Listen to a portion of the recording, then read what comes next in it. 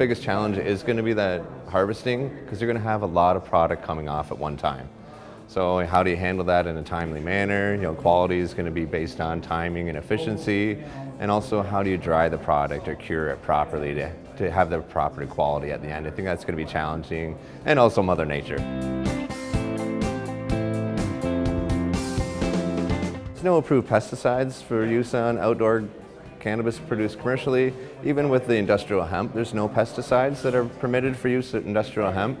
So really you're defenseless when it comes to approved pesticides and products that you can apply should you run into any concerns or issues with making sure that you can protect that investment and have a good harvest at the end. A lot of the pesticides that are available and approved for cannabis commercially produced indoors are safe for human use or public health and safety in mind, but it just needs to have it stated properly on the label. So it'll be really difficult and challenging should you run into pest and disease issues, how you're going to control that or mitigate that concern.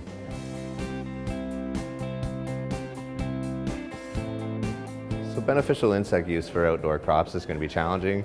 A lot of them sometimes are distributed loose and just carrier material, so these pests are free to roam in nature, or sometimes they're parasitic wasps that come and get the pests away from the cannabis plant, the ones that are harming the plant. The beneficial insects come in the form of wasps, and they may just fly and leave your area. There are other ways to contain it with through a sachet. It's more localized, but same thing. It's such a large scale. It's going to be difficult to control that even with beneficial insects, just because there's no way to keep them on site or localized to that plant.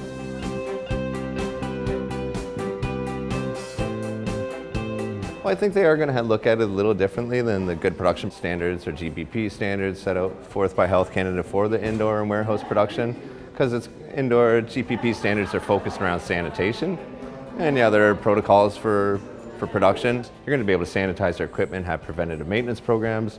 You're not going to sanitize your grow areas because it's an outdoor production. So I think there already are those considerations in play. Are they going to have different regulations?